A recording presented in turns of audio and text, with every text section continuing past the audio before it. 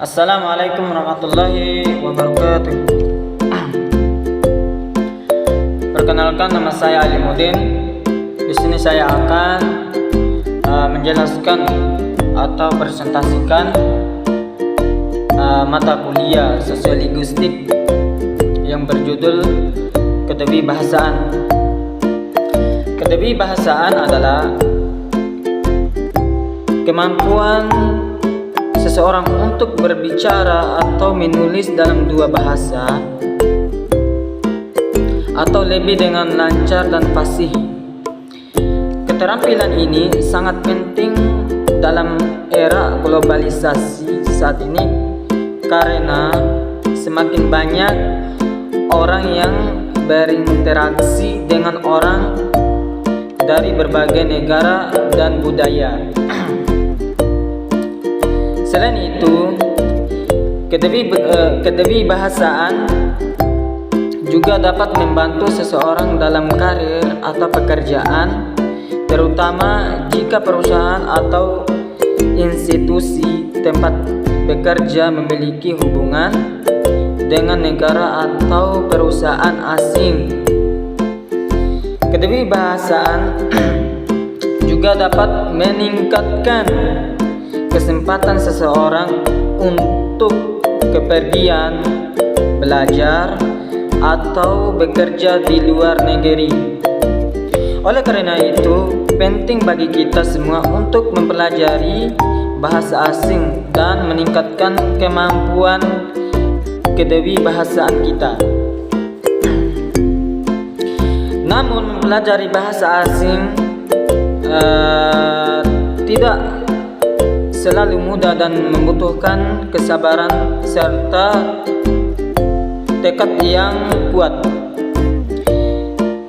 Ada beberapa cara yang dapat membantu seseorang dalam mempelajari bahasa asing, seperti bergabung dengan kursus bahasa, membaca buku dan artikel dalam bahasa target, menonton film atau acara televisi dalam bahasa target, dan berbicara dengan penutur asli bahasa tersebut. Selain itu, dengan memahami budaya negara yang menggunakan bahasa target, seseorang dapat lebih mudah memahami dan menguasai bahasa tersebut dengan kemampuan kedewibahasaan yang sangat baik. Kita dapat lebih mudah berkomunikasi dengan orang dari berbagai negara dan budaya serta meningkatkan peluang kita dalam karir dan kehidupan sehari-hari. Adapun yang selanjutnya yaitu bahasa yang digunakan untuk berbagai negara. Bahasa adalah salah satu cara untuk berkomunikasi dengan orang lain. Setiap negara memiliki bahasa yang berbeda-beda. Meskipun ada beberapa yang sama atau memiliki kemiripan, namun ada bahasa tertentu yang digunakan untuk berbagai negara seperti bahasa Inggris dan bahasa Mandarin. Bahasa Inggris misalnya menjadi bahasa internasional yang umum digunakan dalam bisnis, pendidikan, teknologi, dan lain sebagainya. Sedangkan bahasa Mandarin menjadi bahasa umum yang digunakan di negara-negara Asia seperti China, Taiwan, Singapura, dan Malaysia. Bahasa yang digunakan untuk berbagai negara ini memudahkan orang-orang dari berbagai negara untuk berkomunikasi dan bekerja sama satu sama lain. Terus itu, adapun rangkuman kedewibahasaan. Kemampuan Untuk berbicara dalam dua atau lebih bahasa menjadi semakin penting di era globalisasi saat ini. Keterampilan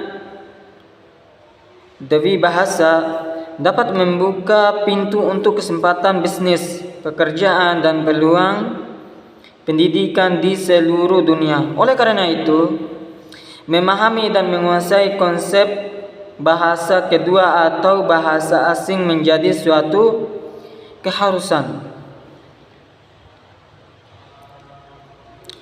Dalam rangkuman kedewibahasaan, kita perlu memahami konsep-konsep dasar tentang bahasa kedua.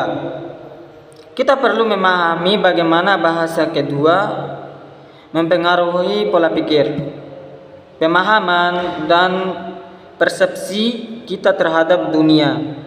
Kita juga perlu memahami bagaimana memperkuat keterampilan berbicara, membaca, dan menulis dalam bahasa kedua. Dalam menguasai keterampilan dewi bahasa, kita tidak hanya dapat memperluas wawasan kita tentang budaya dan kebiasaan di dunia, tetapi juga dapat meningkatkan keterampilan komunikasi dan memperluas peluang kita di dunia kerja.